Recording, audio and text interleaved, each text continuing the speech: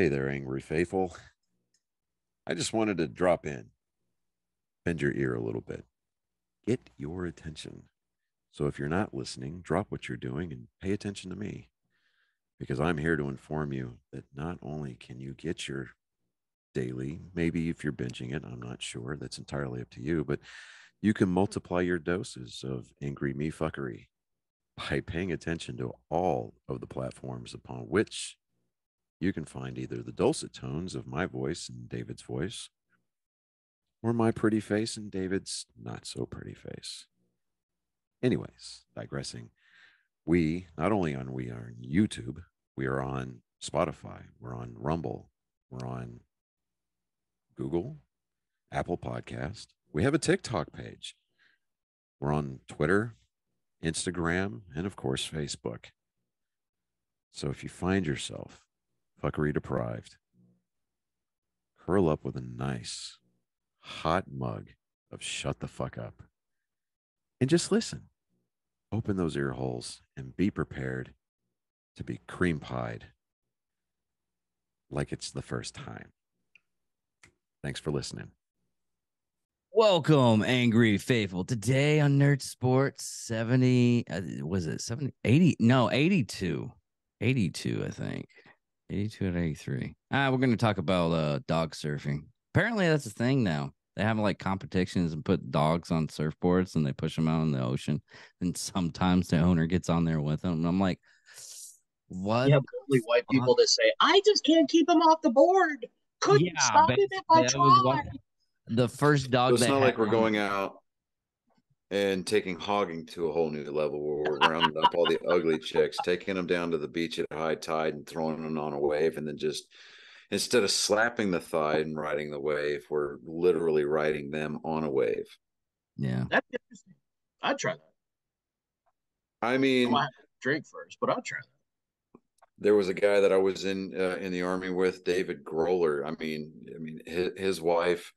Not only did she serve as the stunt double for the Titanic, but yeah, I mean, okay, so let's put it this way. Like the actual ship. Yeah, the actual ship. Came in, I was on staff duty. I had him, he was on staff duty with me, and I got something to eat. I came back. And his wife had brought him dinner. Well, the way that our battalion headquarters was situated is like, okay, so you come into the building and you turn left, and there's the no slack side, and there's the first battalion side, right? Well, you got that obligatory desk, right? That long desk with usually the plexiglass top and like all the notes and crap underneath it, right? And then you had the trophy case on the other side, just opposite from it, right? And that left you probably about 3.5, maybe 4 feet, if I'm remembering correctly, of walk space, right, to get to the actual offices, right?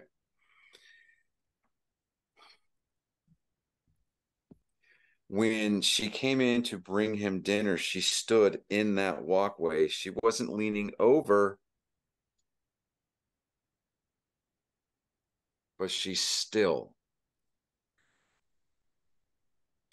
clogged the waterway. Jesus. Okay. It was like that. What was that? And when you're like, you're all like, dude, can you tell your wife, like, hey, can you move, so I can get by? Well, you can squeeze by. No, I can't. No snuffleupagus, I can't. Suez Canal that got clogged up this year. Yeah. I mean,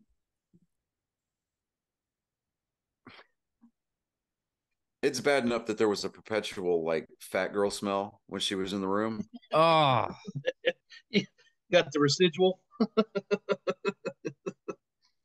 But it's like, we need you to move because you're putting a permanent indentation on the floor, and we've got to strip and wax these things come about 2:30, 3 o'clock in the morning, so that way we can stay awake. Nice. Buffer rides. I miss those. Hey, I'm telling you, man. It didn't help that she pegged him, but it is what it is. Oh yeah, we're not gonna go into that story. We're gonna get into sports now. Okay, so sports. Something Team. happened. We had the World Series, dude. There was a lot of stuff that went down this weekend. The World Series wrapped up on Saturday night. The Astros won at home. They were the first team to win at home in 9 years since the Red Sox did it in 2013. I mean, I'm watching this game, and I mean, it is a classic pitcher's duel. I mean, you had Zach Wheeler, and then you had Farmer Valdez going on, towing the rubber for Houston, and Houston blinked first, man. I mean, Carl Schwarber, he gets this fat breaking ball that just didn't do what it was supposed to do, and he parks it in the right field seats, right? And I'm like, okay, all right, I mean, because there's it's not for a lack of base traffic, foot traffic on the bases, and then something happens in the sixth, the bottom of the sixth. There was a hit by pitch. I mean, Jose Altuve gets on base. Jeremy Pena, he flies out. Advances the runners. I mean, they got runners on first and third with nobody out, kind of a situation. Or no, yeah, it was like first and third, nobody out. And here comes Alvarez, man. I mean, the dude, it was just like, you're watching a game, and like you get those moments that start to build, and you're like, the dude is fixing to go ranch at this at bat. I mean, he's fixing to murder this baseball in front of its family, right? And that is exactly what he did. The Phillies pitcher just served up this ball, man. I mean, it was like right out over the plate, middle. I mean, the second that it exploded off of the bat, you knew gone, right? Just that sound. And I mean, I'm sitting at home watching this game because standing room only tickets for this game started at $650. Jesus. Standing? Yes. Standing. Yeah. Okay. So, I mean, part of those standing room only tickets are there in the batter's eye, that big green wall and dead straightaway center. It's got the fake foliage on it. It's got the Houston H on there. Those are standing room only seats, right? This guy, he decides, oh, that morning, I'm going to go pick up some tickets. I'm going to go watch the game. It's like, okay, very nonchalant. He attends the game in his Yordan Alvarez jersey. It's okay. All right, no glove, because why not? I'm sitting in the batter's eye. It's 450 feet from home plate. Now, when I say Yordan Alvarez murdered this ball in front of its family, we're going to be talking. I mean, this ball is going to have to attend counseling for generations. Because not only did he hit a ball where nobody is supposed to hit that ball, but people are watching this ball rise, and they're like, it's got a chance. It's got a chance. It passes the 375-foot mark, and it just keeps climbing. Damn. And everybody's like, what in the hell is going on? I mean, and the announcer this year, John Smoltz, and I forget the other guy's name. It wasn't Joe Buck, thank God. I would rather. You long for the days of Pat Summerall and John Madden. Back in the CBS, and then later on in the Fox days, where you had John Madden. He's like, well, and he gets up there and he's got this piece of grass right there on his face mask. And that guy knows how to play football. And then you got Pat Summerall in his best best impersonation of a sober person going, well, yeah, you're right, John. I mean, I miss those days, Yeah. Then you had Steve McCarver, who usually did the color commentary alongside of Joe Buck. Joe Buck's like, the Yankees this, and then Steve McCarver's like, well, and I'm just like, it's enough to where you want to jam a crochet hook in your ear. Yeah. Yeah. Okay. It wasn't so much that this year. I mean, it was an actually very well called World Series, but when the announcer very emphatically said that this game has been turned upside down, Yordan Alvarez hits a 3-run home run that landed 450 feet from home plate above the batter's eye in dead straightaway center field. I mean, absolutely smoked that ball. And the guy that caught the ball, like I said, he decided he was just going to go buy World Series tickets that morning, and ends up catching the World Series winning home run ball. Oh, okay. shit. Minute Maid Park security instantly surrounded this guy. He said he smothered that ball like it was a fumble. Okay. Yordan Alvarez hit this home run. He was wearing a Yordan Alvarez jersey. It's almost like I mean, you can't tell me that baseball isn't a game of parallels, numbers, and just destiny, right? Mm-hmm.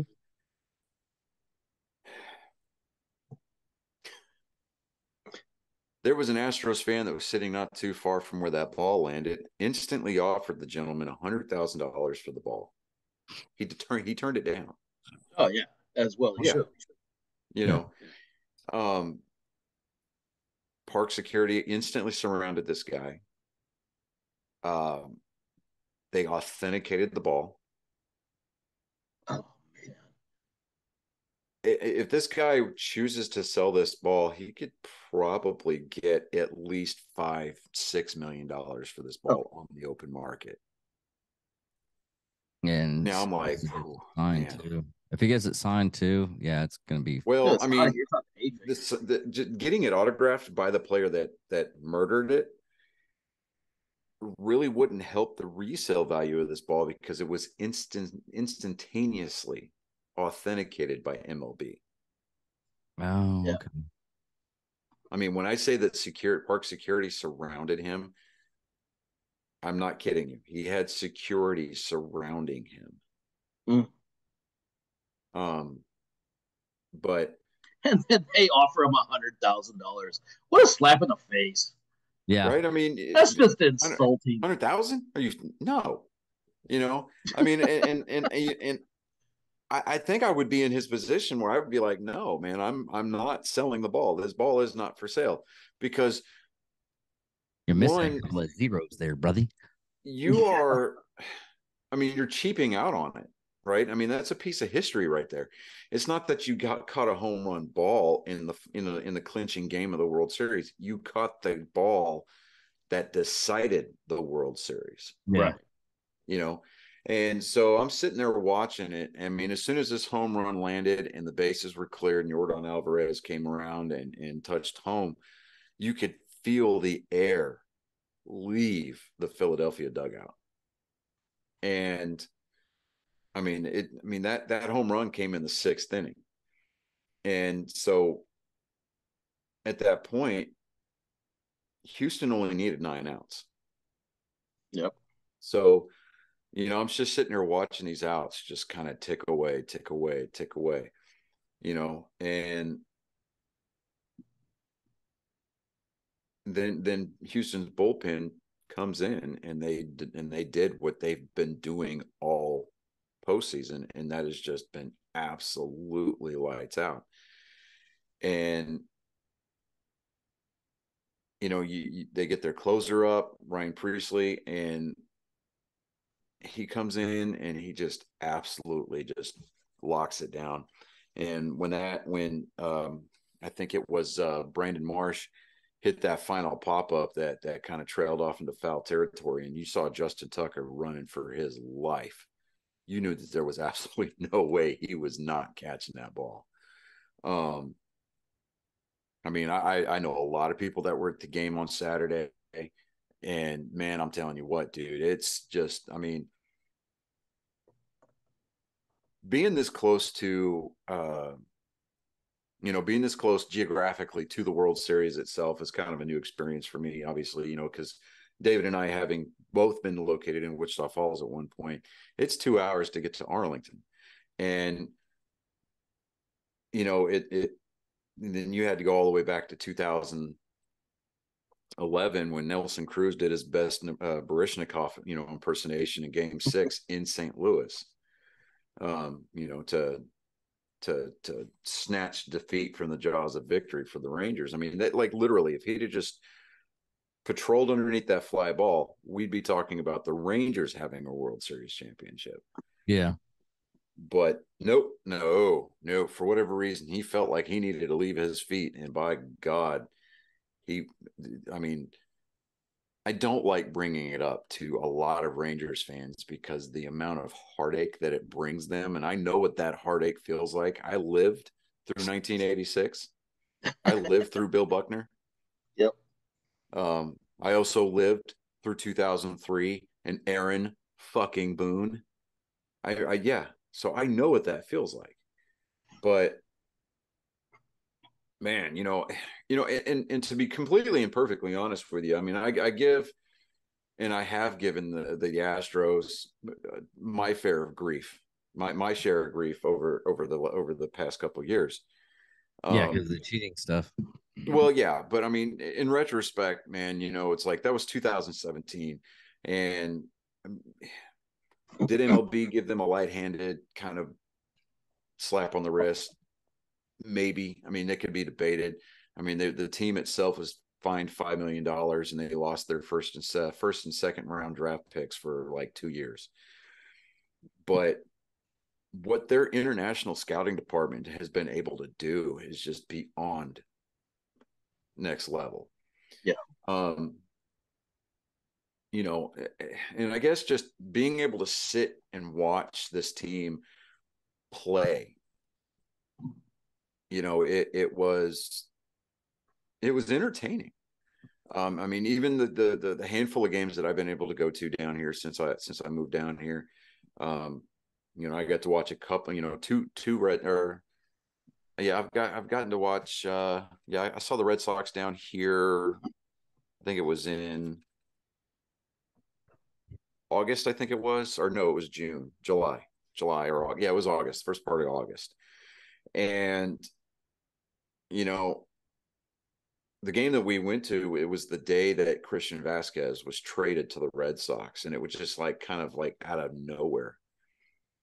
And I mean, part of the reason why I rooted for Houston this World Series was because I just absolutely love Christian Vasquez. I mean, the guy, he's a solid defensive catcher. He's got a decent bat, but he's a clubhouse presence, and he made that presence felt again here in Houston. And, I'm just incredibly happy for him. I'm also happy for Trey Mancini, who has spent his entire career playing for the Baltimore Orioles. I mean, he broke into the league in 2017 as a rookie, and his first official at bat in the major leagues, he hits a home run. And then he comes over to Houston via the trade. In the first game that he's playing in as a member of the Houston Astros, he hits a home run. So, I mean, the guy knows how to break in a new uniform. But seeing him overcome what he's had to overcome, I mean, he thought he was going to be out of baseball permanently because he was diagnosed with stage 2 colon cancer. And he beat it and made his way back into baseball. And he's, obviously produced enough to where the eventual World Series champions traded for him. So, there's a lot of like really cool storylines behind the scenes. I'm not converting to an Astros fan. I'm going to be a Red Sox fan through and through till the day that I die. Yeah. But there was you know, also a another Houston fan that won big too. The biggest, Mattress Mac. Oh, yeah. I've met him. biggest I've met him. $dollars. Yeah. Well, it was $74 million. I met Mattress Mac when I went to go see the Red Sox play. He was there at the stadium, and let me see if I can find. Well, going on this, there was two things actually. Some Philly fan was actually heckling him, and Mattress Mac. Yeah. Well, it wasn't heckling him. In true Philadelphia sports fan fashion, they made it incredibly personal. They started talking about how Mattress Mac needed to have the entire team rip their jerseys off so everybody could see the buzzers under their sleeves, and it was the only way that that the Astros were ever going to win another World Series, because that Altuve is the biggest cheater in the world. I mean, this guy singled out Jose Altuve. And Mattress Mac took exception to that, and the video went viral. Yeah. I mean, this guy, he's a Houstonian legend. And I mean, he opened up his doors to all of his furniture stores, all of his warehouses, and turned them into shelters for people when a very popular national pastor locked up the place and decided not to let anybody in. It was the high. It was the high. The 100,000, thousands and millions of dollars in the basement. Yeah, I mean, but we're not going to mention any names. But we're looking at you, Joel Osteen. But I'm at the game, and I'm walking back to my seat because I was picking up I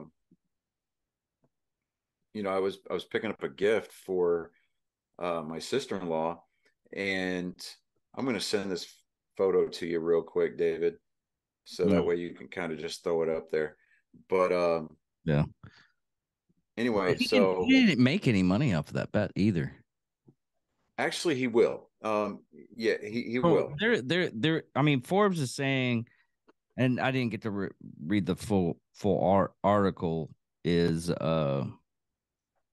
the article states Mattress Mac wanted his $75 million World Series bet and didn't make a dime. No, he will, and here's why.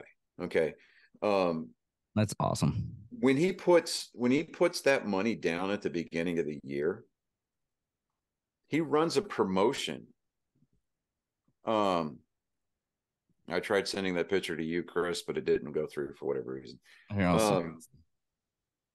So he runs a promotion that from the beginning of the season till about like halfway through the ALCS, I think it is, or something like that. If the Astros win it all, you get 100% of your money back. And this year he ran a double your money back. So it was like a mini sports book for people who spent over $3,000. Yeah. Okay. So the money that he brings in from that winning covers not only his losses, it covers the expenses of doubling those people's money back. Now, the promotion only applied to those who spent more than $3,000. Okay. So anybody that spent less than that, you're still having to pay your furniture. Right. But I mean, with the amount of, I think, with some really creative accounting, he comes out in the red, or he comes out in the black every year. Yeah. Okay. So, but just and it's not so much the bets, it's the fact that this guy he's genuine. I mean, when he went up to Philadelphia for the World Series, he took a semi-trailer full of mattresses and he put it out there the day after that video dropped. All Philadelphia veterans, first responders, and law enforcement come to this location and pick up a free mattress. until supplies last. And he gave away an entire semi-trailer full of mattresses. He's a Houston treasure. I mean, dude, the guy's a beast, man. Yeah.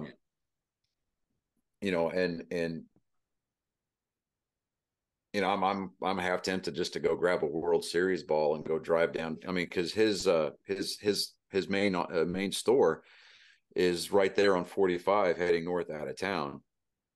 I'm tempted to drive over there just to see if he's working that day and just get him to sign the World Series ball so I can put it back here on this wall. Right. Yeah. But the guy is just genuine as genuine can be. And then when he went viral for that video, somebody made a meme out of him putting on a do-rag and some bling. He had glossy reproductions of that photo printed up, and he was autographing them along with balls and That's awesome. And was auctioning them off.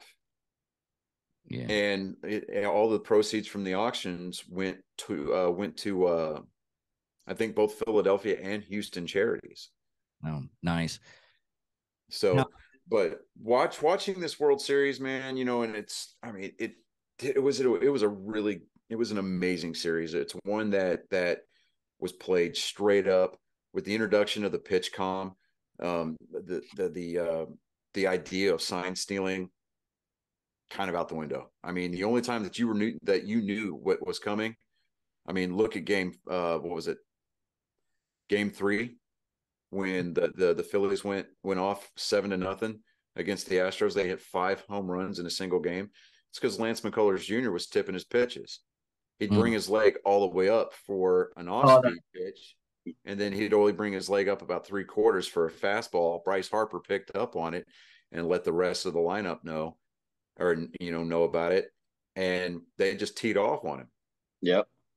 They did a side-by-side comparison of the two. I did see that video. Yeah, but I mean, overall, man, and on top of that, Game 4 was a combined no-hitter. It was only the second no-hitter in World Series history. It was the first combined no-hitter. It was funny going on Reddit the next day, looking at all these Yankees fans and all these Phillies fans kind of locking arm in arm, step for step, reciting passages from Mein Kampf talking about how it wasn't a true no-hitter. Just because the guy wasn't named Don Larson or Roy Halladay doesn't mean anything. I mean, your team in a World Series setting was no hit. It doesn't matter if it was by one pitcher or by 4 pitchers. I mean, and the fact that it was done by 4 different pitchers speaks volumes to the talent and the depth of that bullpen.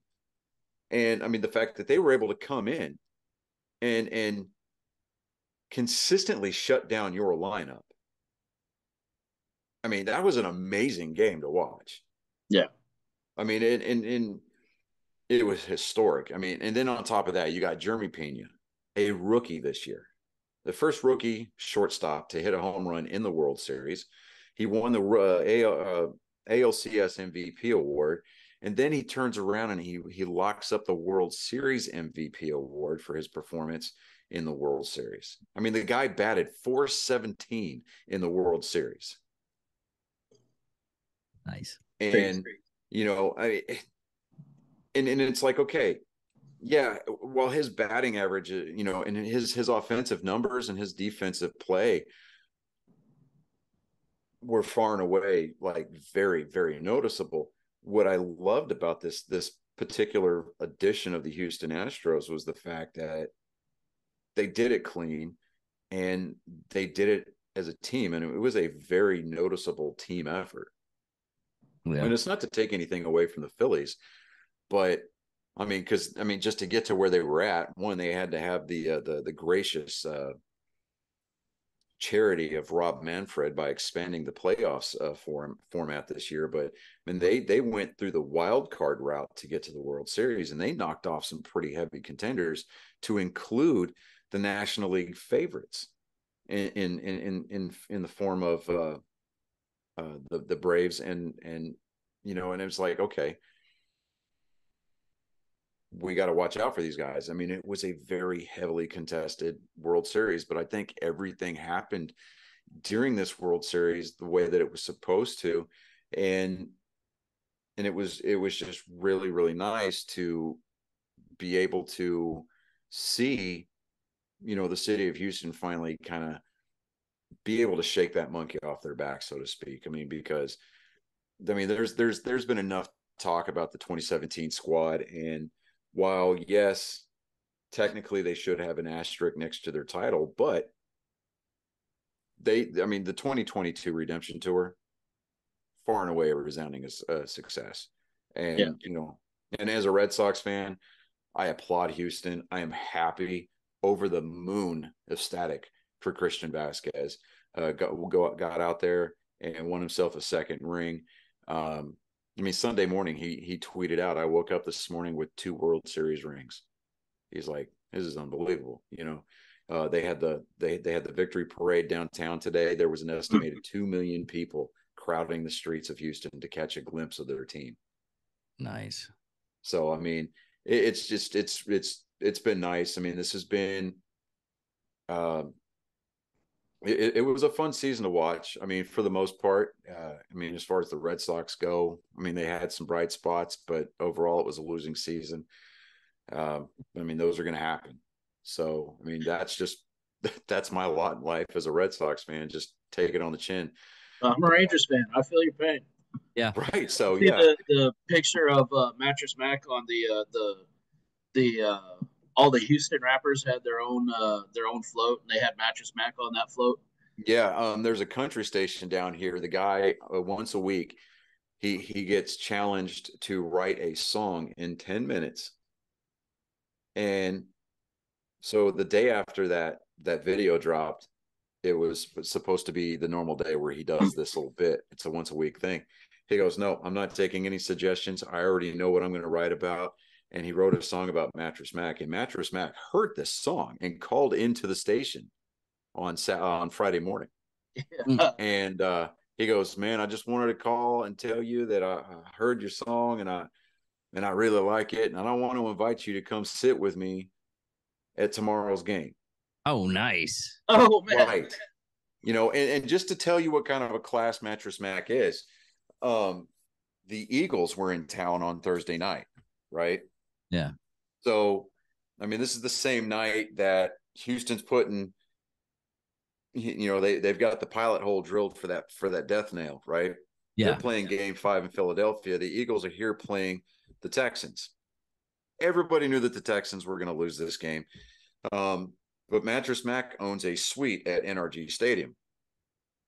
And he put it out there. He put a video out that for Houston area Eagles fans to call his general manager's number, and he gave the number out in this video. He said, "Call in, put your name in. My general manager will vet you. As long as you pass the test, you're invited to come sit in my box for Thursday night football to watch your Eagles play." Nice. And I'm like, dude, man, who does that? But speaking of football. Then on the flip side, you see all the Phillies area businesses out there that weren't. Oh yeah, like restaurants rejecting orders really. from the Astros. Yeah. Yeah. Like, stay classy, Philadelphia. Stay classy.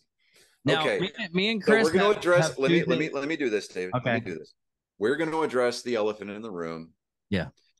So for the 21st time since its inception, the Commander-in-Chief trophy resides at the Air Force Academy in Colorado Springs, Colorado. And it's not because I think that the Air Force Academy was playing that good of a game of football. It's the fact that if you had actually sat and watched the game, you would have seen the Army Black Knights of West Point shoot themselves in the foot time and time again with the amount of false starts. Oh my God. The amount of penalties almost equaled the amount of yardage that your offense put out. So it was like watching the Tennessee game. Oh, dude, that's what I wanted to talk to you about, because I didn't get to see the Air Force Army game, but I did see the Tennessee Georgia. And Tennessee, they were number 1 for 1 fucking week. That was it. Yeah. See, I didn't watch the Tennessee Georgia game because I was so and rightfully and very, very humbly admit, I was salty as fuck about the Army losing that game But for two reasons. One, because I knew that I was going to have to hear at least an attempt at the never-ending river of shit running out of your mouth. And two, I think I did because pretty I well have with already that message. secured tickets for the Armed Forces Bowl, but because of this loss, Army is most likely not going to get invited to play that game this year. So, David, if you want to talk about wagers, if Air Force gets invited to this game, I will transfer my tickets and parking pass for the Armed Forces Bowl. That is 4 tickets and 1 parking pass. I will transfer them to you to deem or to use as you see fit. I'll go. But anyways, the Tennessee Georgia game, dude, that Tennessee quarterback did not give it any kind of shit. He was not playing an A game. I mean, Chris was like, it was like watching a high school football game. It was he. So what you're telling me is that the last time that we saw an embarrassing display by a hooker like that was when Paul Pelosi got caught fucking another dude in the ass. I think this is kind of worse. At least, Pretty sure that was the other way around, though, wasn't it? I know there was a hammer. Yeah. Oh, you're right. You're right. May or may Yeah, not I be mean, wearing pants. I don't know. I wasn't there watching. either you're pitching or catching, it doesn't really matter. But nonetheless, I heard that it was pretty embarrassing. It is. You know, that's like, oh, I'm bisexual. No, you put a dick in your mouth, dude, you're gay. Yeah. He's seen but no, there was one instance in the game. Me and Chris was watching at the same time. I was like, "Did that fucking happen?" He's like, "Yeah, that fucking Where was it there? He just goes like, he's like, he would just toss the ball. It was like a frisbee in a row. Yeah, yeah. It was horrific. After a while, it was. Just, it got. I mean, like, and let's not forget about the fact that one of the biggest rarities in college football also occurred on Saturday. Alabama lost back-to-back games. Oh, I know. Oh no, the Roll Tide didn't. That's 2 losses in a season. I don't even think. I didn't think they back-to-back consecutive weeks. They lost to Tennessee last week. Yep. Yeah. That's how they got to be number 1 for a week. So see, but but I mean, let's face it. Alabama will still get an invite to the college football playoffs because, well, it's Alabama and Nick Saban owns their souls. But yeah, moving on to the NFL. Hey, before we get the NFL started, you guys want to go ahead and knock out joke time with Colin because it is a school night? Yeah, go ahead. Knock it out. All right, let me go ahead. While he's doing that, don't forget, everybody. I know this is going to happen on Wednesday, but I voted. Everybody vote. We should have done that earlier in the week, but I totally forgot until I got down into Fort Worth. And I was like, shit, I gotta vote this week. But, yeah, I'm gonna go do that on Tuesday. Today's Tuesday. Yeah, dude. I've been backed up, and so I didn't get to early vote, but I'm gonna go. Actually, Johnny, today's Tuesday. Yeah, it's too late now. That was today. Shit. Polls closed at 7. Well, guess what? I screwed royally on this one. Oh well. There's always. You know what? I will not complain this election cycle. How about that? There's always next year, Johnny. Yeah. Right. Yeah, there's always next year. Good God. Well, you can't complain on anything that happens in Texas. It was the midterms, so it's just the. It's not like it was an important one or anything. Well, governor of Texas, we kind of want Abbott. We don't What's up, my guy? Are you gonna have to pull the plug too? Him okay? Actually, yeah, a little bit. Just turn him up a little bit more. Okay. All right, Colin. What do you got for us? Oh, wait, no, you know what? Let me do the proper introduction here. Hold on.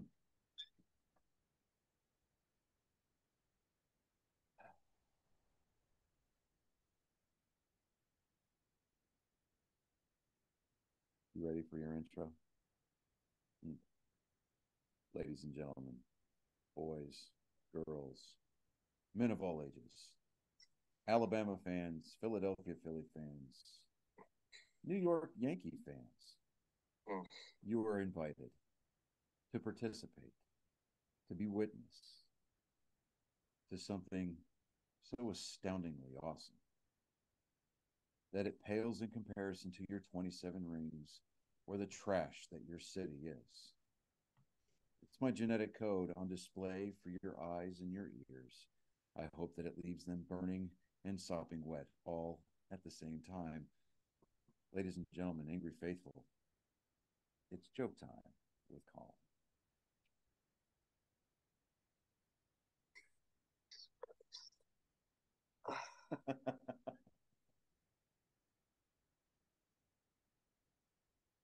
Okay, so a husband and a wife are watching TV.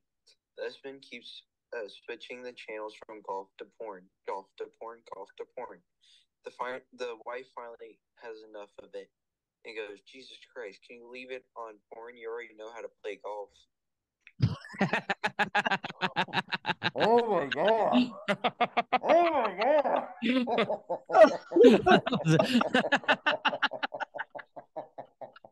Oh my god! We call them training films for nothing. Oh, Wow. fucking hell, that was a good one. Bravo, man. Bravo. Oh, fucking hell. Quality. That is the quality that we come here for week after week. Yes. Oh. You should tell that one to Jake. Oh man, dude. Jaka's Oh my gonna be God. popular Okay. tomorrow because he's gonna tell Colin, that you win joke this to week. everybody. Oh. I learned a joke from a 12-year-old. No, get it right. He's 13, bro. Oh, yeah. We'll give it a couple of years. Doesn't sound so weird. How old do you think I was? I thought you were 12. 12. Yeah, I forgot. I mean, that does make sense nowadays. Yeah. Oh. You have a good day at school today? Yep. How about brother? Yep. Awesome. I will call you guys tomorrow. I love you 3,000, and I will talk to you later. All right, bud? All right. Later. Later. Ladies and gentlemen, boys and girls of all ages, as I clearly stated during my introduction, That is my genetic code. Switch that back. You're What do you- fucking on point and loud on that. I gotta turn my shit down. You're like really loud. Oh, well, I just turned my soundboard back on.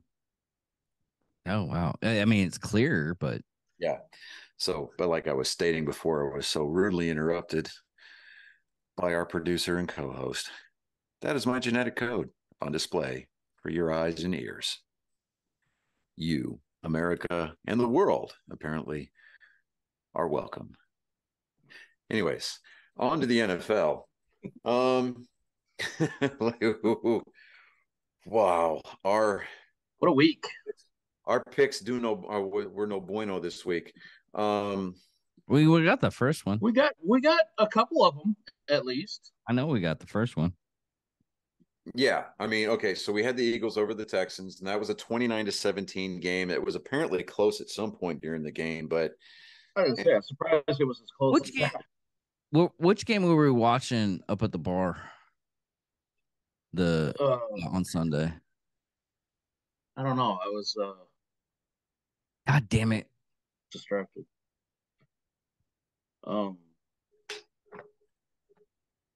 oh, Chris, there is a book that you need to find. It is called The Ranger Way by Chris Peranto. I'm familiar with him. I know who he is, but I'm not familiar with the book. Gotta find it. Yeah, he wrote a book called The Ranger Way. Dude, this is my second time reading through it right now. It's even better than the first time. Yeah. The Ranger Way. The Ranger Way. Oh, there was another book that I wanted to Yeah, I've got my copy and it's signed. So I'm like, ooh, yeah. All right. So, but yeah, that book, I know, squirrel moment for just a second, but hey, that is what Angry Me Productions is known for. We get off into the weeds and we suddenly regroup, we reconsolidate and organize and press on to the Ranger mission, though we be the lone survivor. Okay. Moving on, we had the Falcons picked to beat the Chargers. Well, the Falcons did what the Falcons do, and they disappoint us. So they lost 20-17 to the Lightning Bolts from Los Angeles. And then moving on, we had the Bears over the Dolphins. We got that one wrong. 35-32 Dolphins. We had the Bengals beating the Panthers. Well, thank God Joe Burrow showed up, blacked out during the second half because of a concussion, and played out his backside. Beat the Panthers 42-21. Then the Lions. The Lions are this year's version of the Broncos, where we pick them to do something and they do the exact opposite. You would think that Aaron Rodgers is capable of beating the Detroit Lions. Not only did he not do it, but he damn near got doubled up on it. The Packers go into Ford Stadium, or Ford Arena, I think it is. Anyway, they go into Detroit and they lose 15-9. Damn. Yeah. So they did not only did they lose, but they lost without scoring a single touchdown. That's 3 field goals, everybody. That's 3 trips to the red zone and coming up with nothing more than a half-ass hand job. Moving on, we had the Raiders of Las Vegas picked to beat the Jacksonville Jaguars. The inept team, the JV team, the one, I can't even remember the quarterback's name. He is that irrelevant. What is his name? Lawrence? Anyways, the pride and joy of Auburn, right? Moving on. The Raiders go in and they drop a game to the Jaguars, losing 20-27. Next on our slate was the Patriots over the Colts, and the Patriots did not disappoint. They beat the Colts soundly, 26-3. Then we had the Bills picked to beat the Jets. The Bills picked to beat the Jets. It bears repeating again. The Bills picked to beat the Jets. The Bills go into the Meadowlands, and the Jets recover their form and get back on their winning ways and beat the Bills. I didn't see that one coming. I didn't see that one coming. I didn't see Green Bay losing to Detroit, but that happened. Yeah. So I'm like, okay. This was a week of improbables right here. I say just take this week as a bye. This is our bye week. Yeah, okay. Well, the Cowboys were on a bye this week, so there you go.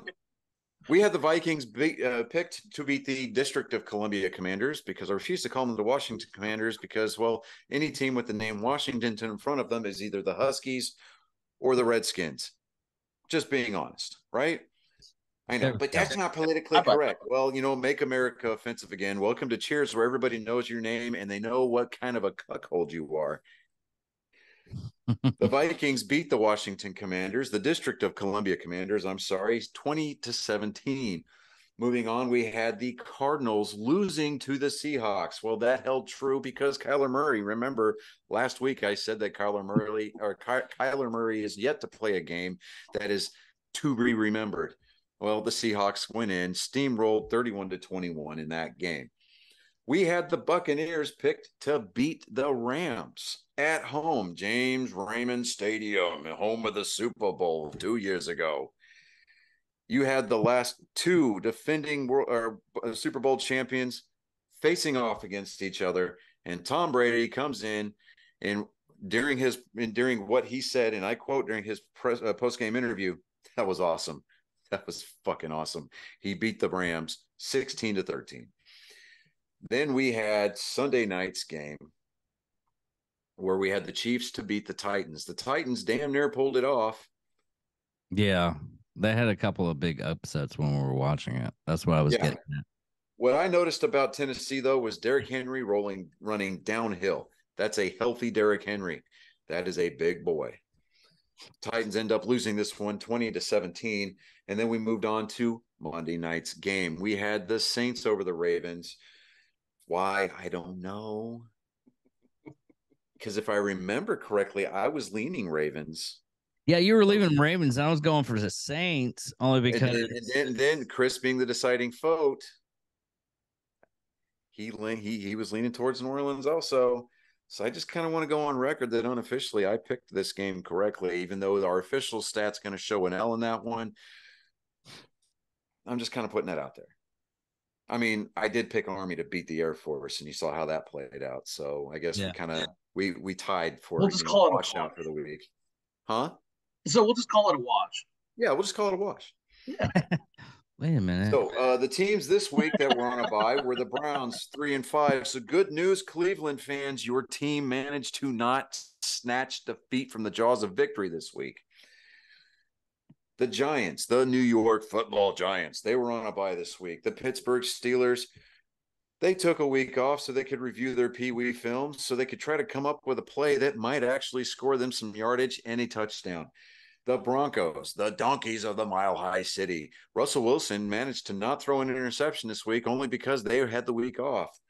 The Dallas Cowboys, they needed the week off because they've got people who are hurt. You've got Ezekiel Elliott, who he's having knee issues. Dak Prescott has a full week of practice to knock all the rust off and get on the same sheet of music as his receivers. So that way, hopefully, whenever they play Green Bay next week, he's as sharp as humanly can be, and we don't have to rely on things like the Dez Bryant catch that wasn't a catch but actually was a catch to decide the outcome of the game. Right. And then last but not least, the listful 49ers, who can't decide whether or not they've got a quarterback who has proven himself in the name of Jimmy Garoppolo and a new wide receiver in the name of McCaffrey, whether or not they want to go out and win football games or they just want to look good for next week's Pride Parade. We don't know yet. We're going to see. And we're moving on to next week's picks. So here we go. We're going to wipe out that so David can look at his phone and watch the magic happen. Like, oh, it's technology. Remember that Conan O'Brien skit? In the year 3000. Oh, God. Okay, so the Thursday night game, the 10th of November. Now, I would be remiss, as we would all be remiss. It's someone's birthday there. It's no, someone's birthday. no, we're not. Wait. Hold on. I've been hearing nothing about this damn birthday coming up. I'm already tired of it, and we're not even. Hold on. Hold on. I work with too many freaking Marines. Wait a minute. Ceasefire. Okay. Notice for those of you who are using the opportunity to watch us on Rumble and YouTube, I used the correct hand and arm signal. That was correct. I'm proud of you. Okay. All right, now everybody rally on me. See what I did there? You missed it, Chris. I went rally on me. Okay. Yes. November 10th is the birthday of the few, the brave, the proud, whose paychecks are still signed by the Department of the Navy, and that their branch of military was founded in a gay bar. Mm-hmm. Happy birthday to all the crayon eaters, jarheads, and cannon fodder out there. Whether you be Air Wing or big part of the or a part of the big Marine Corps, happy birthday. Wear your dress blues. Don't drink too much, and if you do, you better outdrink your battalion commander because he's taking names. Moving on. I may bitch about you guys, but I love you. Yes. I have friends who are Marines. God love them. I go to bat for them every single day of the year if I had to. But before we close the book on the Marine Corps birthday this year, I do have a joke. Why does the Navy take Marines on the ship with them? Because sheep would be too obvious. So the Thursday night game on the night of the United States Marine Corps birthday. Oh, that's going in the Slack channel. The Atlanta Falcons are visiting the Carolina Panthers. You know, it seems like every week here lately we've got a game of mediocrity, and we're trying to see, this game is deciding on who is going to be the more mediocre team.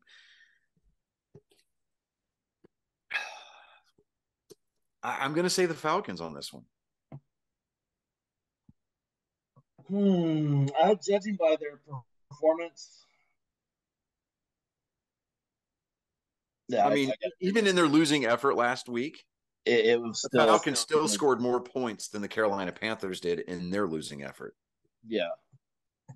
I mean, I'm not a tea leaf reader, but that's the stat that I'm going with to make my educated opinion.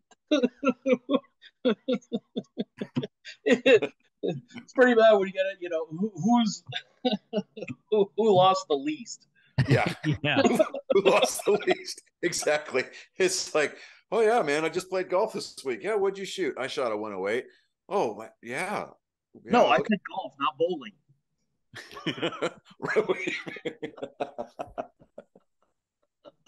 It's still, I mean, like, I fucking rock killed that course.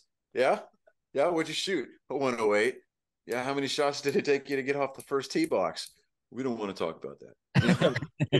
Like, well, that's 108 from the women's tees. You know,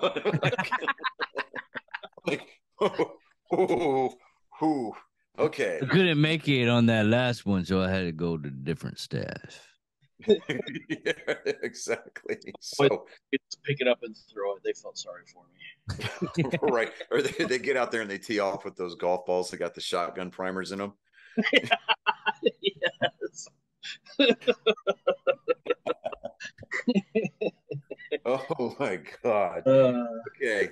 So moving on, we have got the first game Sunday. It's going to be played at 8:30 in the morning here, but it's going to be played at the Allianz Arena in Munich, Germany, between the Seattle Seahawks and the Buccaneers. I'm going with the Bucs on this one, simply because since getting divorced, Tom Brady is undefeated. Who knew that'd be the best thing for him? Right? I mean, Everybody, that's a man. Let's get rid of this $150 million a year headache that I have got in the form of Giselle, so I can focus on what really matters. Who cares that she's going to show up on TMZ next week walking down the beach with Pete Davidson? Why not? Everybody else has. Yeah, everybody else has. You, Mr. Brady, if you or any of your reps, any of your associates, anybody in your entourage, your posse, your second cousin's aunt 3 times removed, here's what I am about to say. You, sir, need to get back to the business of being the GOAT. Win football games, turn your team's season around. I don't care if you have to put the entire team on your back, then you do exactly that. If you have to break your well pedicured foot off in the ass of your defense to get them to do something, or if you have to bribe your offensive line with steak dinners after every victory, you do exactly that. But you are undefeated since divorce. You need to remain undefeated since divorce. Go on a run, Mr. Brady. Run, Brady, run. We're picking the Buccaneers to beat the Seahawks. And the only reason why I'm doing that is because everybody knows that the Seattle Seahawks have to travel the furthest because of where they're located at geographically. And we know that there's at least a 4-hour time difference between Seattle and Tampa Bay, and they're flying east. So Tampa Bay doesn't have as much jet lag to account for as the Seattle Seahawks do. Just kind of putting that out there. Agreed. Yeah. Okay. I know. Somebody. I'll laugh like hell when we're wrong, but yeah, agreed. Yeah. I mean, I laugh at myself all the time. We're not. We don't exactly have. Somebody at ESPN or Barstool Sports or John Boy Media or whatever. They're going to stumble across our sports show just because they want to see what the competition is like out there. They're going to hear our scathing and analytical expertise, and they're going to be like, "Fuck." They're like, we need to watch these guys. They're getting whatever they do in reverse. Right, Chris. It's like those people that get deployed and they're too stupid to die. Right. They're just gonna keep an eye on us, just this is what not to do. This is Right, how we're exactly. doing our picks this week. So just whatever we pick, they pick the opposite. Yeah, exactly. Yeah, like I don't like. They say they're picking they're picking winners, but I don't think that they know what that means. We Moving locked on. in life. We forgot what winning is. Yeah, right. I mean, yeah. So we've got the Vikings going to Buffalo to face off. I'm going with Buffalo on this one. Well, okay. Here's the thing. There is. Hold on. I remember seeing something about the Buffalo quarterback. Did he get hurt this week? Fuck. I think he got hurt, or he's got. Hold on a second here. Bring it up.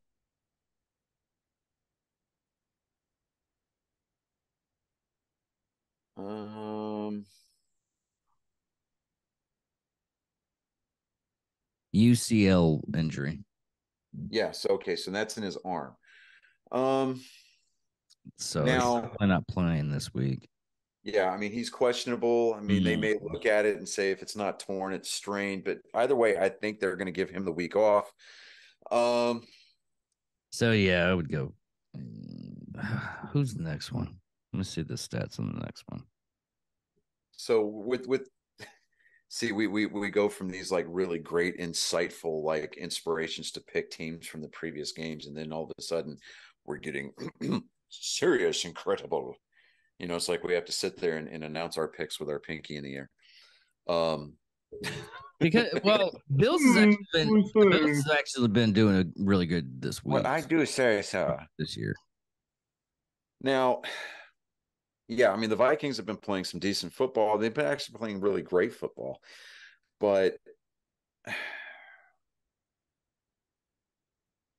you know what? I'm going to take the Vikings. I think the Vikings are going to take this one. I really do. I mean, unless Buffalo's quarterback gets it figured out and he starts somehow, which I don't see happening. Actually, I mean, I want to be wrong. Cut of this guy's GIF. I'm sorry. Did you say GIF? Yeah, he said GIF. So you're pronouncing I was going to give him the with a hard J and allow him to fix it. Jib. Is it Jib? What the fuck is it? I've been saying GIF all the fucking time. Okay, I don't fucking know. Just tell me what the fuck it is. How's it spelled? I don't know. Jib. I'll just say jib.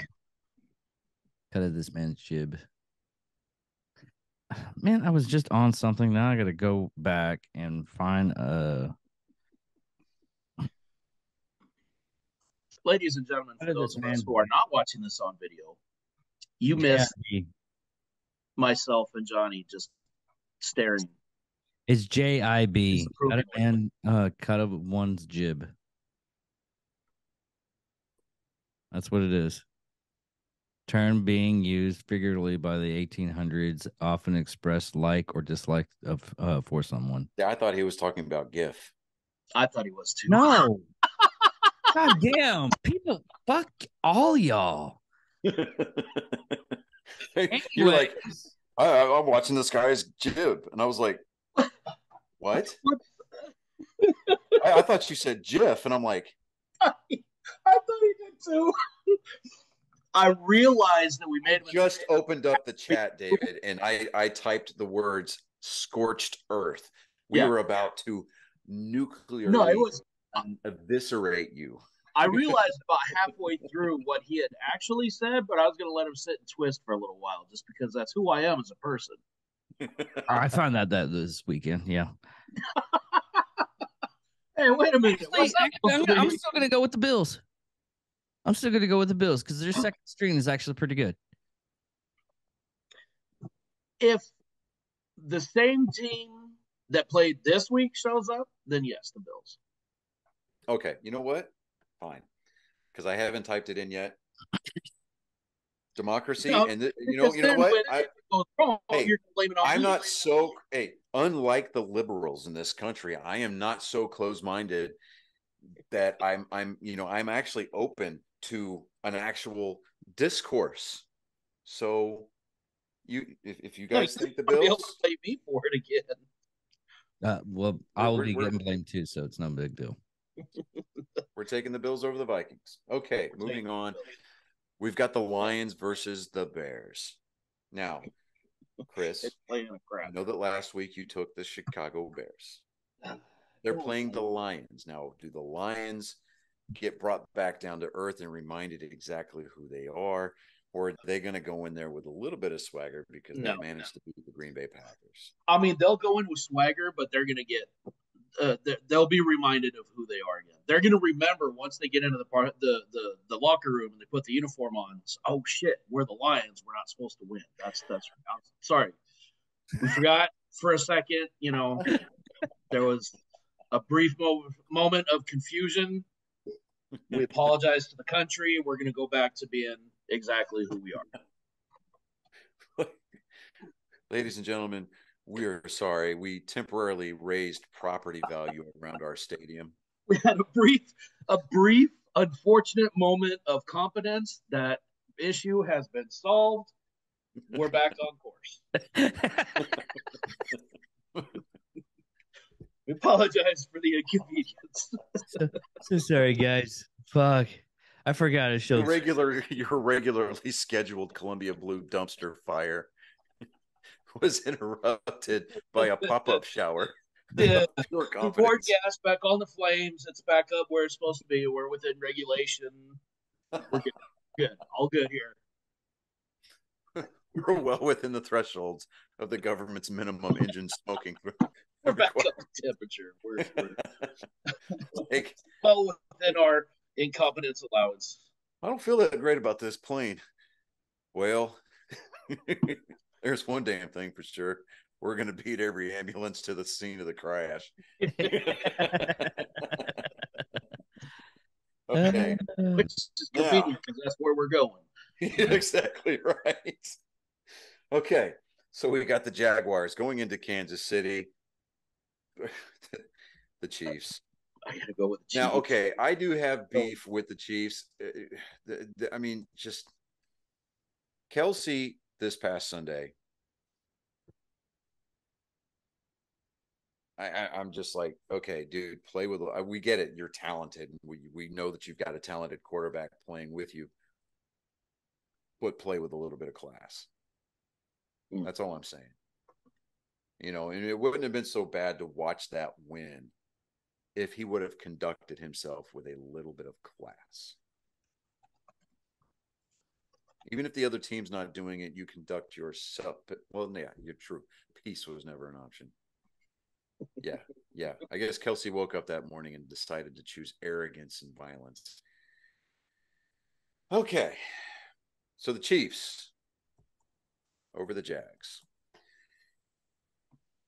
Next. Yes, I know, David, I spelled the Jags with a little G because they are the JV. You fucked me up last week. You fucked me up. I was looking at the stuff. I was like, what the fuck is the cards?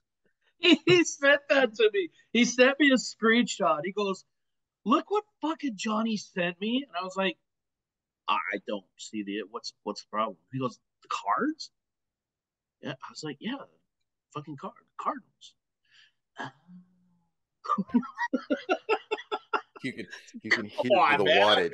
You can hear the wattage in that light bulb above his head. All I heard was spark. That's all I heard. A big like gun hearing a wind fluorescent hit bulb. it's not a light bulb. I can It's a smell fucking. ozone. It's not a light bulb. It's a fucking candle, and a breeze almost took out the flame. Then it popped back up. Like, actually, I think Chris had to relight the damn thing. That's what fucking happened. For the nerd portion of Nerd Sports, are you trying to say that you're like a black light candle that only works when a virgin lights it? Yes. Or no, it's the black flame candle. I'm sorry. You get all these hocus pocus people like, oh my God, you can't even get it right. You can't even get the fucking movies out. The black candle was from god damn it. Star It Star was a black flame candle. Black Hocus flame Pocus. candle Anyways, from Hocus Pocus. moving on. Moving on. So now we've got the Browns. Really arguing hocus pocus. Yeah, Dude, did we just have argued. a We hocus- argued if Chewbacca has like 6 nipples like a dog. Oh, yes. No, he has pecs. Chewbacca's got to have pecs. And here's why. Because He's a canine, though. is he? He is a canine species. There's no way that he doesn't. Show me where that is in canon. Because of what George Lucas set Chewbacca to be. The real question, the real because Chewbacca he- is technically his because- dog Indy. because he is male. Let's not forget he's not female of the species, so he wouldn't have a row of nipples down. The real question is, does he have the little red rocket penis that dogs do? That's the real question. I'm Hides in yes. its, what I is mean, the we've seen the whole terminology? movie. He doesn't wear any It's pants. cloaca.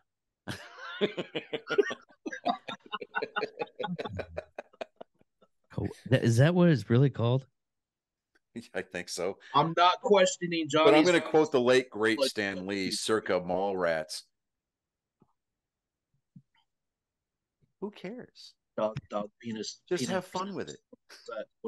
What's the plural of dog penises? Penisi? Or peni? Peni. There you go. I'm not questioning Johnny's knowledge. And the only reason why I knew that is because, you know that mail service, Sticks by Mail. Yes. They've got a TikTok account now. No way. There's somebody who filed a lawsuit because somebody sent a penis glitter bomb to somebody's office, and in the suit, somebody is claiming mental anguish over being bombarded with glitter peni.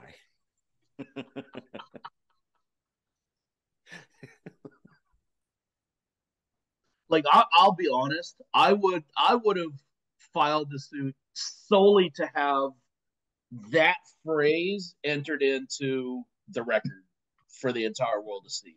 That would be It's fucking- I would almost demand a like- reading from the court reporter. Can you read back what was just entered into record, please? Right. It's almost, and it's right up there with Because I want to see Ethel, the court stenographer, Bird. actually read out glittering peanut. he goes out right up there on the Hall of Fame, on the Wall of Fame with. What did you say it was, Johnny? Mrs. Heard and the equal delivery. What did you say it was, Johnny? Dicks by Jackson Mail. say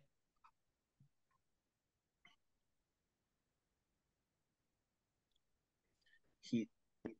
So You've Dave's already looking ordered at that. like 7 of them. Tuberous or something like that. Yeah. So all right. So the Browns are going into Miami. We don't get off topic. at all. Browns are in Miami. Miami. Are we going with a I'm turd? I'm taking the Browns' victory over the Bengals to be a complete fluke.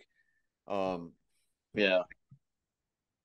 I mean, they're going down to Miami. They don't know what the hell to do in that warm weather. No. Plus, there's another hurricane coming through Florida. So That's true. There is.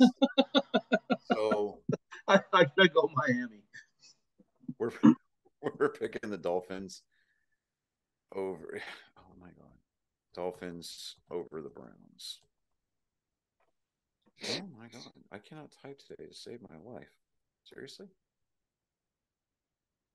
Oh, I gotta do that. Fuck.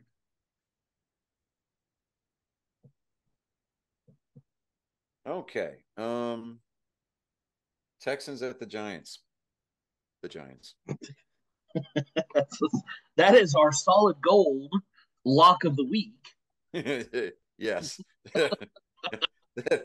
That gets our grade A Angry Me seal of approval.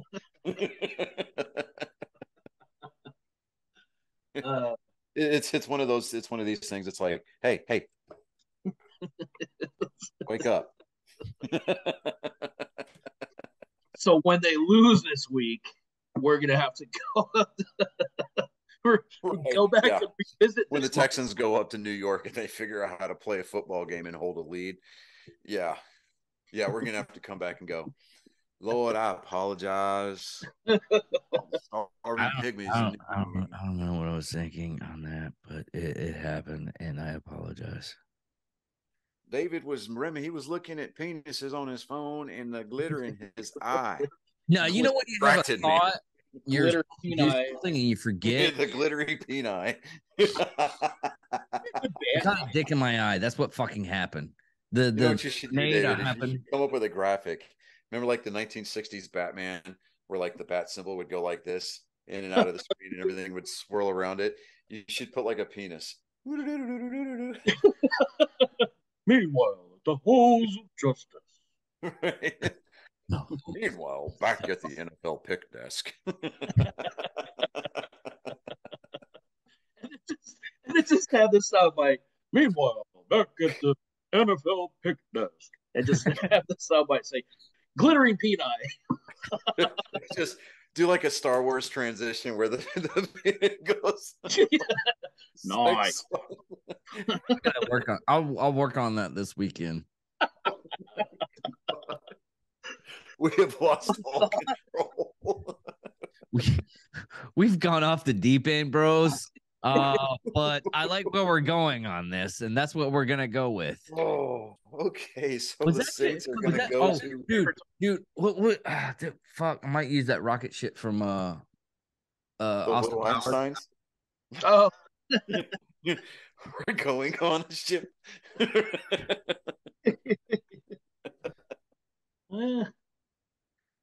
In the thick of it.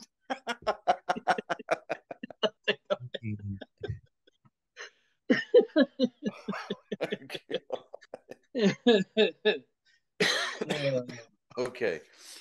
Oh, I promised my wife that I was going to try to keep this short tonight. We still got to go over NASCAR news. Okay.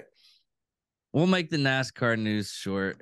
Yeah, we'll make it short. I'm going to try to make it short. I'm going to go really brief about it. I've got a couple of really strong takes on things, but we're going to get through that really quick. So get back to the NFL. We got the Saints going into Pittsburgh to play the Steelers. With the way that the Steelers are playing, I'm saying take the Saints. Mm-hmm. I'm with you on that one.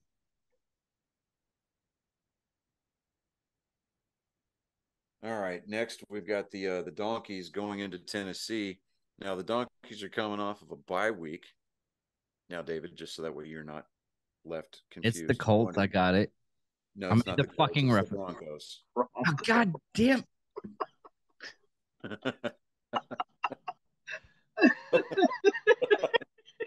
It's not even fun anymore. We should just tell him it's a different team each week just to really fuck him up. That wouldn't be fair, and fuck you guys ahead of time. I'm gonna give a pre-workout fuck you. How about that? Be like, David, we told you this last week, man. Come on. Listen, fuck you. I mean, he's got a lot on his plate, man. He does. You know, I mean, I want to fight with him. I will absolutely kick you while you're down. I got no shame. I mean, the only fight that you lose is a fair fight. So yeah, pretty much. Just saying. Okay. See, David's the guy that never listened to the safety briefing. He was the one that caused the fucking safety briefing. What are you fucking talking about? It's like, you know, I thought it was a good idea. That's my fucking line almost every fucking time. Absolutely. If you take away That was anything, fun, from though. the weekend, if you're going to take I don't know what anything you're away talking from the about, man. safety brief this week, David, if you're going to take anything away from the safety brief this week, remember, Charlie Sheen has AIDS. Yeah. And don't let use the Alec Baldwin approach when handling guns. Oh, wait a minute. Don't use the It Alec. fired itself. See, in light of the fact that you are both wearing Black Rifle coffee apparel, Attire. Yeah. Someone gave me some I'm swag. referring to Matt Best's rendition of Safety Brief. Oh yeah, yeah. Yeah. Mm. You're a private and you're 31. Just know by Monday you're going to be peeing in a cup. All right. Yeah, I'm going to watch you pee. Gazer. Do you ever wink at your NC or your urinalysis NCO? I think I blew mine a kiss one time. I used to do this. You start looking at just a little bit too closely. And it's like, you just kind of look at him like what You didn't deep hip thrusts while you're going. You didn't pull your pants down all the way up to your ankles. You did the butters. No, I did. I did Stand tell your our, all down. Lift your I did shirt tell up. our guy one time. I said it's a grower, not a shower. So give me a second so I can play with it a little bit. So at least you got something to look at. He lost it. He lost it.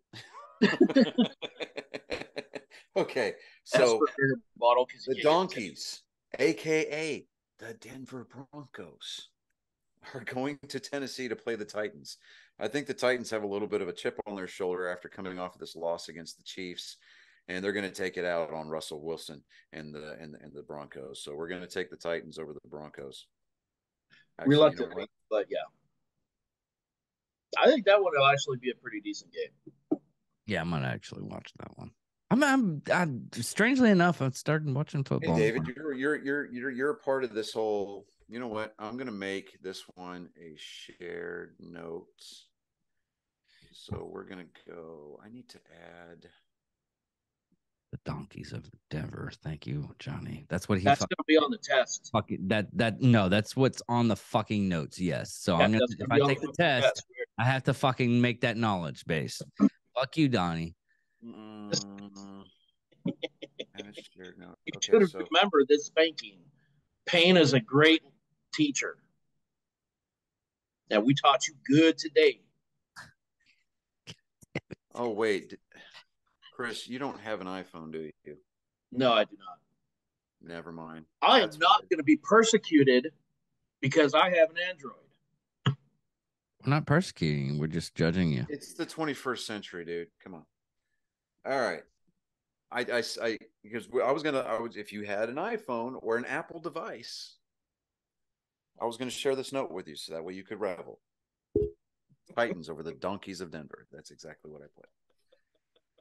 Moving on, we've got the Colts versus the Raiders. Well, the Colts are still going to be the Colts, so I think confidently this week we can pick the Raiders to beat the Colts. Yeah. Not the Donkeys, but the Colts. Yes. The Donkeys are just asses. Yes, Chris. You're absolutely right on that one. You know what I love about the fact that the NFL's got two original teams that are actually expansion teams? Mm-hmm. Because the Indianapolis or the Baltimore Colts went to Indianapolis, retained the name, and then Baltimore got a new team in the form of the Ravens, right? And then the Browns, they moved to Cleveland. No, they moved. No, the Browns folded and they folded for a year.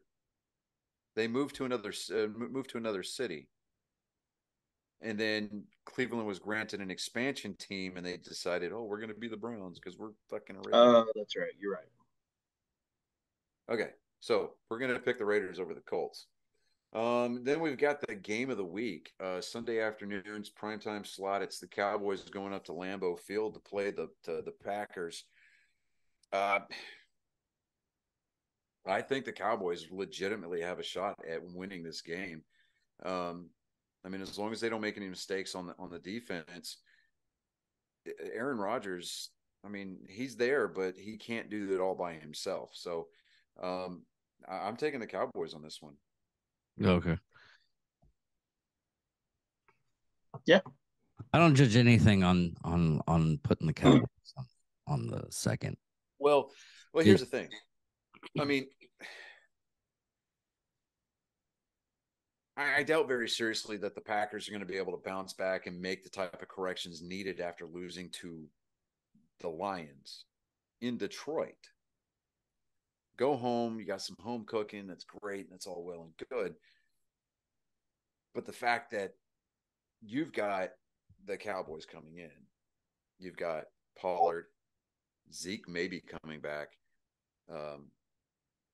Dak's got an extra week of practice reps, to get on the same sheet of music with his receivers. The defense is getting a chance to rest and get healthy. Dude, come on. Yeah. I mean, I've got the Cowboys all day on this one. And then we're going to pick the Cards or the Cardinals to lose against the Rams. Because apparently we have to specify with David. Right.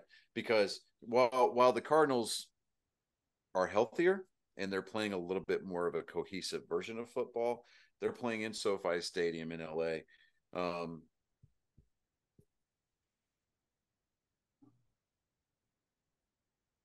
I'm kind of iffy on this one, but I'm leaning towards the Rams on this one.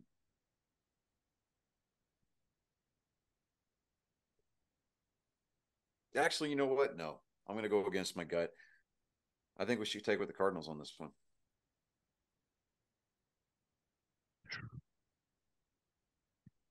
I'm waiting for Chris's response. I'm waiting until Chris's response because it's an iffy thing. I mean, he was probably looking it up on his lightning fast Android device. That's what we're going to do today. Shit on the Android user. I woke up and chose violence. No. I have to have like something to slap you around with, and that's the only thing I got right now. You're just tired that. You're just tired I was going to say, be very careful about your choice of words there, David. No. He's just said that we're not finally slapping him around for everything. Pretty much. What do you think, Cardinals or Rams?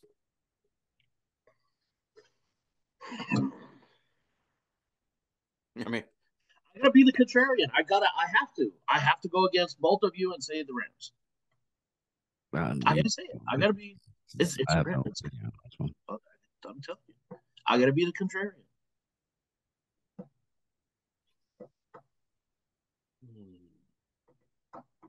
See, that would be my instinct. That's my instinct to say the Rams, but I'm like, I don't know, man. Something's telling me with the way that LA's been. Your instincts have been incredibly bad the last few weeks too, though. I don't trust your instincts at all. Yeah, definitely. Here with all my fingers and toes and no extra holes, so I think. Yeah, but if we go internal and see all the emotional scars you have, we might have a different story there. That's just because I was introduced to the horrors that you experienced your entire childhood as a young adult. Yeah, pretty much. I've gotten used to it. You haven't. No, that's not getting used to it. That's called he's built up callous. That's called being institutionalized, David. You are not at fault here. It's not your fault. No, it's not his fault, but I blame him. You just need to circle it right there. Circle the whole doll.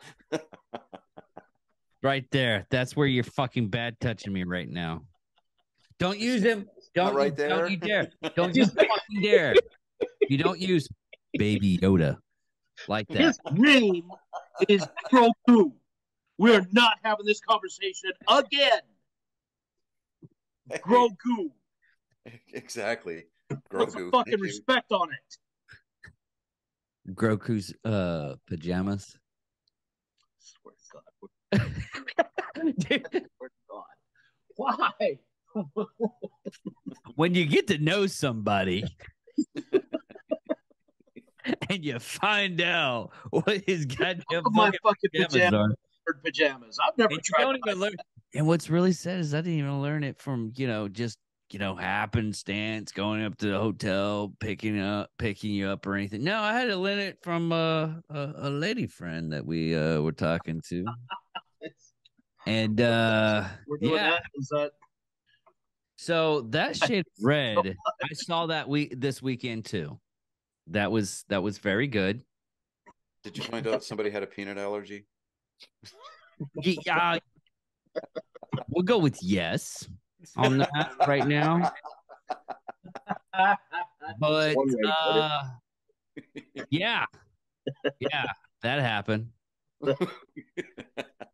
apparently keeps happening. Hey, Johnny, can you do me a real quick favor though? Turn around and look at your finger thing. That's pretty much the red I saw this weekend. We're not doing that. We're not doing that. Swear to God. Did he take the Super Bowl ring off first, at least? No. I mean, you think about it. You take that situation. You're alone in a room with a strange man. You take that out of the doctor's office and you put it in a hotel room, and it's just wrong. Or it's not wrong. It's the plot to a movie that can make a lot of money. Yeah. On a Okay. budget, it's, starts with an X. Yeah. No, it starts with a parody. Then an X. That too.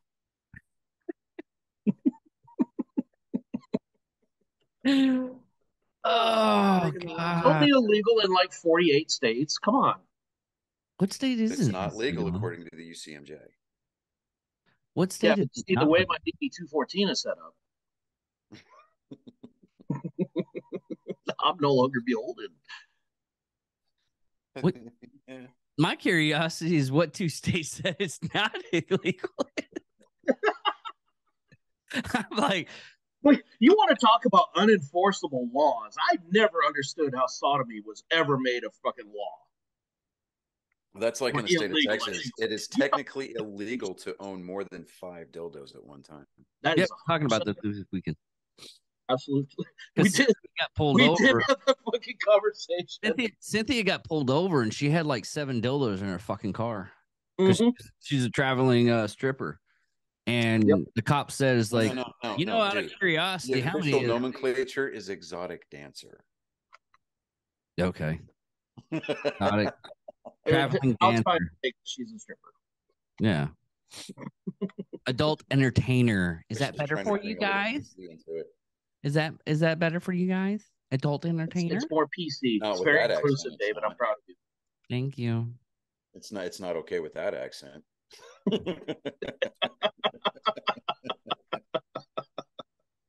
Don't we have NASCAR news? We did finish our NFL. We did, and we got 2 picks left. All right, so the Chargers are going to San Francisco. The San Francisco 49ers are coming in off of a bye week. The Chargers, I'm kind of leaning towards the 49ers on this one. Agree. Okay. We can feld it together on that one.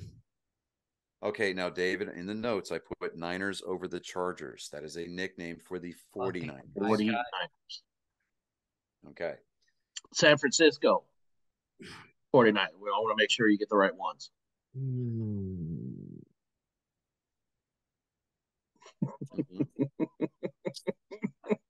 mean, if it was basketball, it would be the San Francisco Fairies.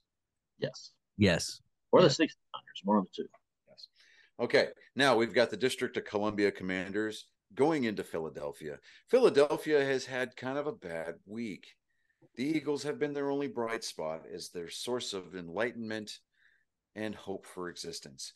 because not only did the day that the Phillies fail to extend the World Series and get eliminated from the MLB playoffs by the Houston Astros, their Major League Soccer team was playing in the MLS Cup final against the Los Angeles FC.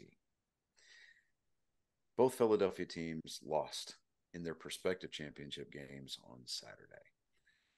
So I say we throw the city of Philadelphia a little bit of a bone. It's not too much of a stretch to think that the Eagles are going to fly all over the Commanders of the DC.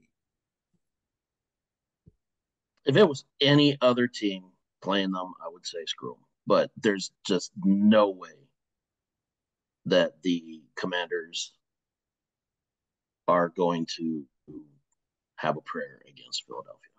So it is. I mean, not unless Jalen Hurts shows up. I mean, not unless Jalen Hurts shows up and steps in a fucking manhole, or he steps on a sprinkler head and breaks his ankle. Yeah. Yeah. Now, if that happens, I don't want to say I wish it. If that actually happens, I may have to come onto the next podcast armed, because the entire city of Philadelphia will come looking for me. all 6 people that we have listening in the Philly area. Right. 2.5. How do you count that? Oh yeah. I used to see a video. It's like, how do you have like a half of a tank and the tank's like top parts like being towed? I'm like, oh, that's how. How do you have for a 2.5 second there? minutes? I thought he said tanked. That would. I'm starting to think that the problem is you. I don't think he has a problem now. I think you might be the problem. You might be right. I mean, accepting it is the first step, right? That is, it's a big. This is a big moment. This is a big moment for you. I'm very proud. Group hug after this. I'm never one. I don't actually own up to my mistakes and or false shortcomings. I just play a guy who's willing and able to admit them on a podcast. Okay. So moving on to NASCAR news. That was all of our NFL picks. Finally, it took us an hour to get through that. Yeah, it actually did. Okay, so NASCAR news. All right, so the championship weekend was this weekend in Phoenix.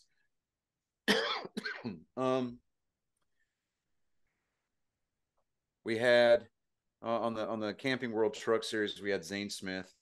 Zane Smith. He claimed the championship for the trucks. We had Ty Gibbs, who runs the number 54 Monster Energy Toyota for Joe Gibbs Racing, his grandfather's team. Not a popular win at all. Now, that being said,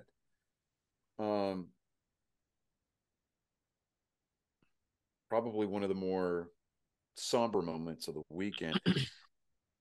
Ty Gibbs, I think he's like 18 or 19, champion of the Xfinity Series this year. He works for his granddad. His dad's part of the team. His dad's name is Coy Gibbs. Saturday night, he celebrated watching his son win an Xfinity championship. Went to sleep and never woke up. Oh shit! Yeah, forgot about that. Yeah, Coy Gibbs passed away in his sleep Saturday night. It really kind of puts a halt on any kind of opinions that anybody might have had about Ty Gibbs and the way that he conducted himself this season, the way that he went about winning races this season. But I still reserve the right, or the opinion rather, that I'm not in favor of the way that Ty Gibbs went about conducting himself on the track this year. That being said, not not personally having the experience of losing my dad.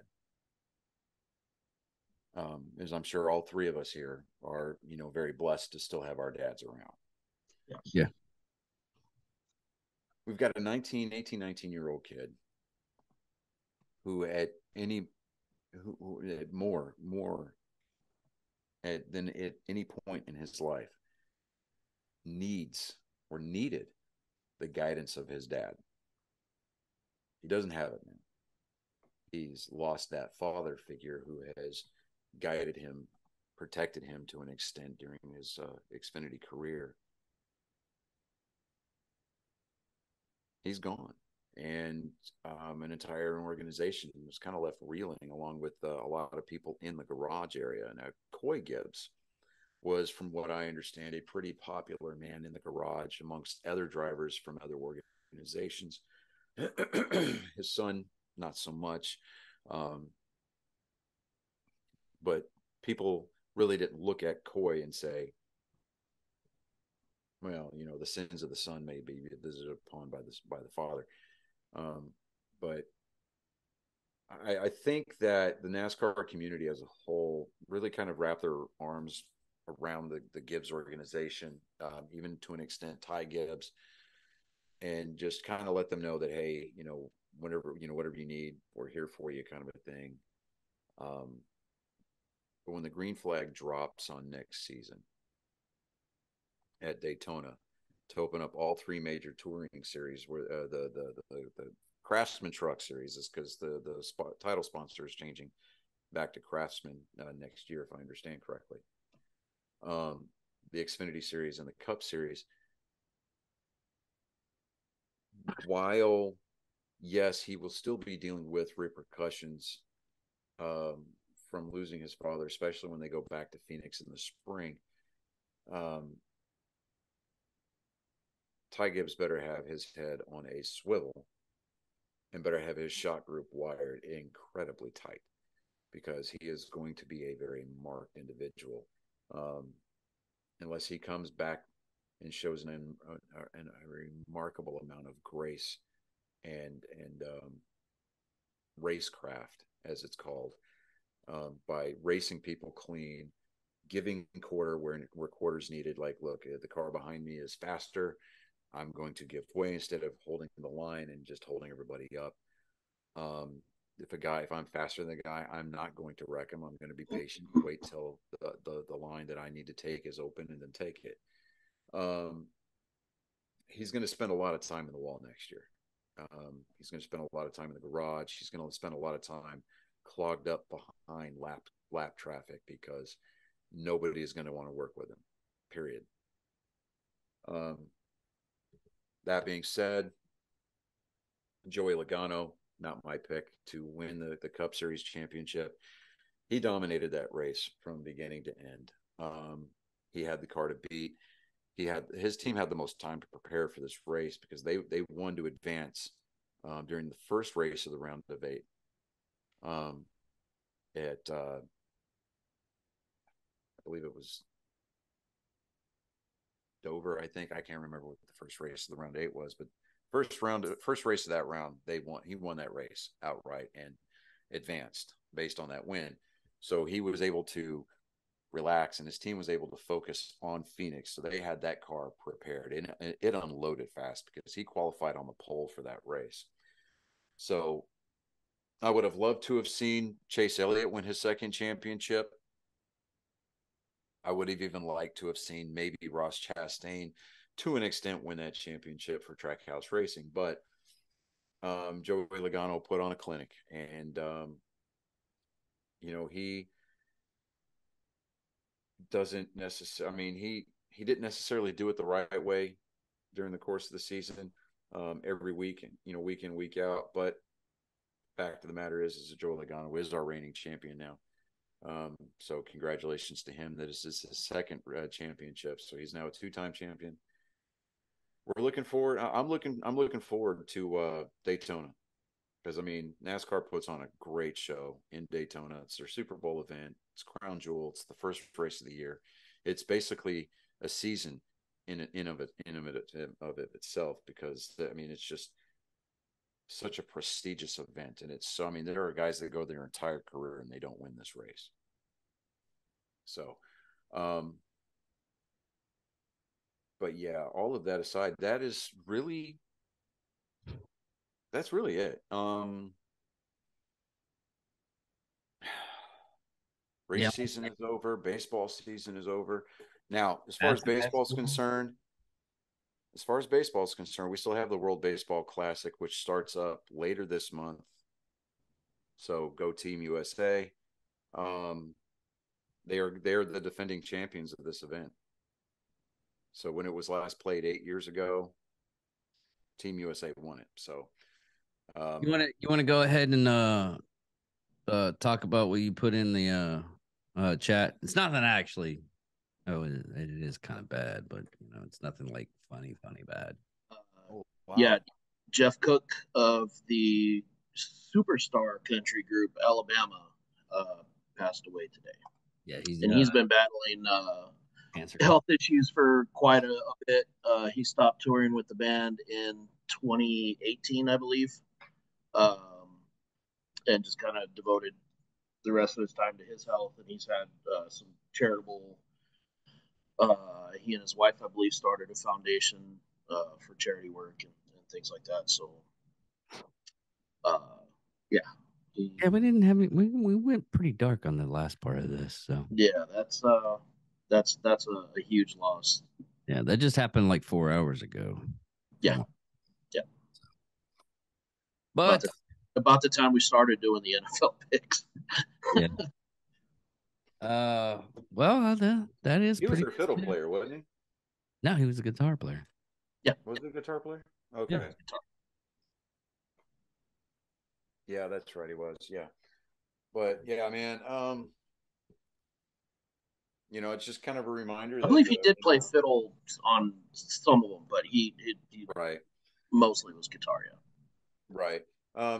Just kind of just a reminder, though. I mean, it's just really we need to take into consideration life. Yeah. Enjoy it. Have a good couple of laughs at other people's expense. Appreciate each other while we're here. Yeah. That was one of the things I was really happy to see Chris again this weekend. I mean, I saw Johnny the week beforehand, saw Chris this weekend. This was a good week. Yeah, it was a good week this week. Even though we pretty much use me as a punch bag usually, but take the punches. But you said it yourself, and I quote, "I'm used to it." I am used to it. That's why I got tough skin after the show. I cry myself to sleep. Curl up in the shower with water running, just spooning Bob Ross. Einhorn is Finkel. Finkel is Einhorn.